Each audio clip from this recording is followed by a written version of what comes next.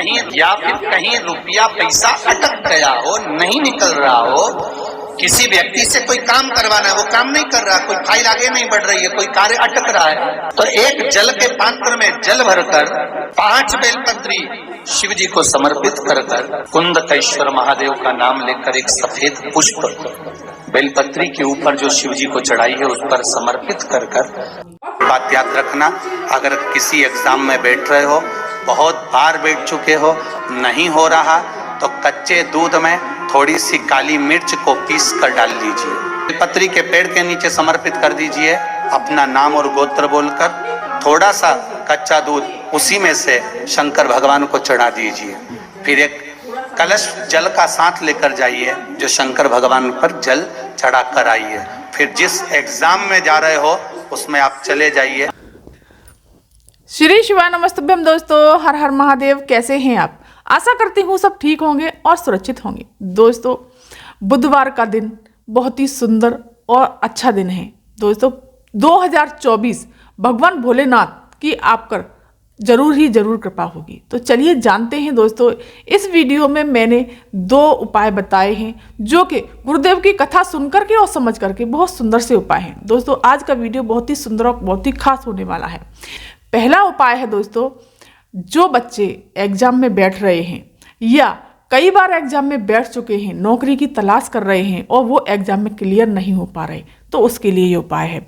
और दूसरा उपाय है दोस्तों कि काफ़ी समय से आप प्रयास कर रहे हैं, काम आपका अटक रहा है या कोई कार्य आपका हो ही नहीं रहा या कैसा भी कार्य हो, उसके लिए ये उपाय है। तो ये उपाय आपको करने किस चीज़ से है? पहला उपाय करना है दोस्तों काली मिर्ची से और कच्चे दूध से, और दूसरा उपाय करना है दोस्तों एक बेलपत्री और एक सफ़ेद पुष्प से। तो चलिए जानते हैं पहले उपाय की तरफ। आपको क्या करना है? कच्चा दूध ले लेना है दोस्तों, और उसमें काली मिर्ची आपको पीस करके डाल लेनी है। थोड़ी सी काली मिर्ची लेनी है, उसको पीस करके आपको इस दूध में डाल लेना है। और दोस्तों, इसी के साथ ही साथ आपको दोस्तों एक जल का पात्र लेना है, जिसमें जल भरना है अपने रसोई घर से, जिसमें से आप जल पीते हैं। उसमें थोड़ा सा गंगा जल डाल लीजिए, थोड़ा सा मीठा डाल लीजिए। और दोस्तों, अगर आप चंदन लेकर जाएं, दीप लेकर के चले जाएं, और जो भी है पूजा की सामग्री आप वो ले के चले जाएं। और फिर अब दोस्तों, इन चीज़ों को लेकर के आपको सीधे बेलपत्री के वृक्ष के नीचे पहुंचना है। बेलपत्री के वृक्ष के पास में पहुंच करके आपको दोस्तों क्या करना है कि जो कच्चा दूध लेकर के गए हो, उस दूध को उस बेलपत्री के नीचे अपनी कामना कहते हुए, अपने एग्जाम के बारे में बोलते हुए उस बेलपत्री के जड़ में थोड़ा सा दूध समर्पित करना है। दोस्तों, पूरा दूध समर्पित नहीं करना है, यहाँ पे थोड़ा सा करना है, और बाद बाकी का जो दूध बचेगा उसको सीधे पहुंच जाना है देवादिदेव महादेव के शिव मंदिर। शिव मंदिर पहुंच करके आपको सबसे पहले उत्तर दिशा की तरफ मुख करके खड़े हो जाना है। और उत्तर दिशा की तरफ मुख करके खड़े होने से दोस्तों हमारी कामना भोलेनाथ जल्द से जल्द पूरी करते हैं। फिर हमें वो जो कच्चा दूध लेकर के गए हैं, काली मिर्ची डाल करके उसको शिवलिंग पर सीधा का सीधा शिवलिंग पर सारा का सारा दूध समर्पित कर देना है, श्री शिवाय नमस्तुभ्य मंत्र का जाप करते हुए और अपनी कामना को कहते हुए। जिस एग्जाम में बैठ रहे हैं या काफ़ी प्रयास कर लिया, उस एग्जाम में आप क्लियर नहीं कर पा रहे, इस तरह से आपको समर्पित कर देना है। फिर जो स्वच्छ जल लेकर के गए हो, उस जल को श्री शिवाय नमस्तुभ्य मंत्र का जाप करते हुए धीरे धीरे समर्पित करना है। दोस्तों, काली मिर्ची का बहुत ही सुंदर सा और अचूक उपाय बताया है पूज्य गुरुदेव ने। आपने अगर ये उपाय किया तो आप निश्चित ही परीक्षा में सफल होंगे। फिर आपको क्या करना है दोस्तों, चंदन लेकर के गए हैं, चंदन लगा दीजिए। चंदन लगा करके फिर चावल है और बेलपत्री लेकर के गए हैं तो बेलपत्री, जो चीज़ आप समर्पित करते हैं इस प्रकार से आपको हर चीज़ समर्पित कर देनी है। मीठा समर्पित कर देना है, दीप लगा देना है, और दीप लगा करके आपको भगवान भोलेनाथ से प्रार्थना करनी है। वहीं थोड़ी देर बैठिए और प्रार्थना करते हुए, बाबा मेरा ये एग्जाम है, मैं काफ़ी समय से प्रयास कर रहा हूँ, ये मेरा क्लियर नहीं हो रहा। तो पूज्य गुरुदेव ये कहते हैं कि निश्चित ही काली मिर्ची, अगर एग्जाम में अगर आप बैठे हैं और कोई चीज़ भूल रहे हैं, याद नहीं आ रही, तो भोलेनाथ कहते हैं कि काली मिर्ची से ये सब आपको याद आने लगेगा, सारा एग्जाम क्लियर हो जाएगा, आप परीक्षा में जरूर सफल होंगे। और फिर आपको क्या करना है, प्रणाम करने के बाद जो आगे से जल बह करके जा रहा है, यहाँ से थोड़ा सा जल लेना है और अपने कंठ से अपने नैनों से और अपने मस्तक से लगा करके सीधे अपने घर चले आना है। और अगर एग्जाम देने के लिए जा रहे हैं तो वहाँ चले जाएं। अब चलिए जानते हैं दोस्तों दूसरा उपाय।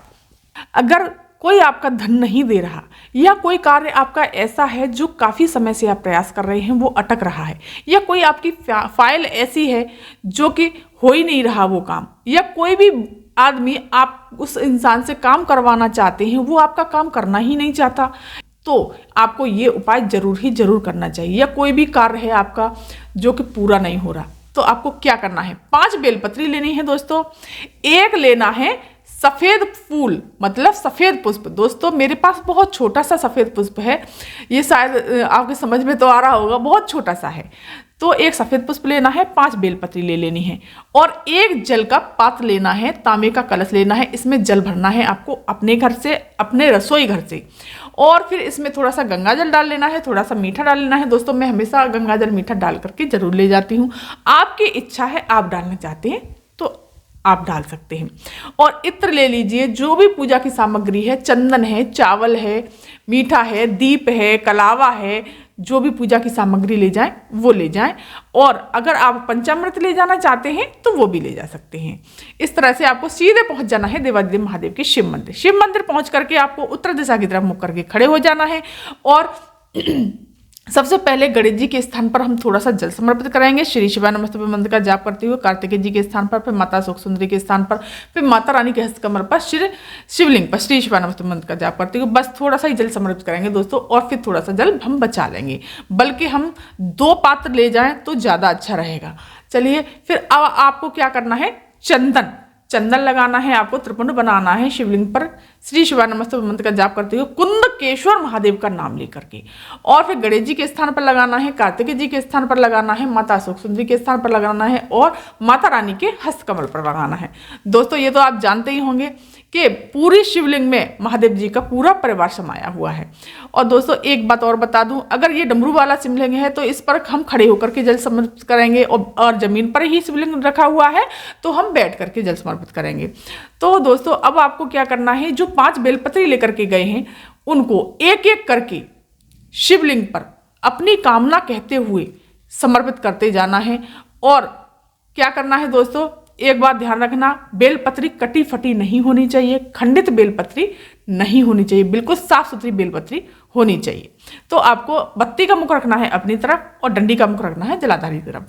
श्री शिवाय नमस्तुभ्यं मंत्र का जाप करते हुए कुंदकेश्वर महादेव का नाम लेकर के इस तरह से आपको समर्पित करते जाना है।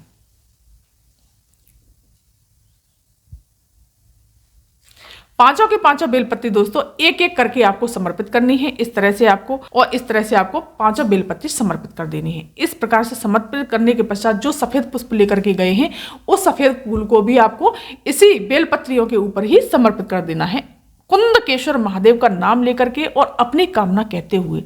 फिर आपको क्या करना है दोस्तों, जो जल मीठा समर्पित कर दीजिए। मीठा समर्पित करने के पश्चात आपको अबीर गुलाल जो भी है समर्पित कर देना है। अबीर गुलाल इस प्रकार से समर्पित कर देना है। फिर आपको जो जल लेकर के गए हैं उस जल को शिवलिंग पर धीरे धीरे धार बांधते हुए, थोड़ी सी ऊपर करके धीरे धीरे धार बांधते हुए कुंदकेश्वर महादेव का नाम लेकर के स्मरण करके धीरे धीरे समर्पित करना है, अपनी कामना कहनी है। और दोस्तों इस बात का ध्यान रखना कि जलाधारी से जल झटकता हुआ बाहर की तरफ ना गिरे, इससे दोष लगता है। दोस्तों धीरे धीरे जल समर्पित करने से भोलेनाथ आपकी कामना को जरूर ही जरूर पूरा करेंगे। वहीं पर थोड़ी देर बैठना है और अपनी कामना को बोलना है। एक दीप प्रज्वलित करने के पश्चात आपको आरती कर देनी है, आरती कर देंगे और फिर वहीं पर थोड़ी देर बैठ करके अपनी कामना कहते हुए सीधे अपने घर चले आना है। दोस्तों ये बहुत अच्छा और अचूक उपाय है, आपकी कामना को भोलेनाथ जरूर ही जरूर पूरा करेंगे। तो दोस्तों ये थी जानकारी आज की। अगर ये वीडियो, ये जानकारी आपको पसंद आई हो तो मेरे चैनल को सब्सक्राइब कर दीजिए, वीडियो को लाइक कर दीजिए और कमेंट में श्री शिवाय नमस्तुभ्यं अवश्य लिखिएगा। धन्यवाद।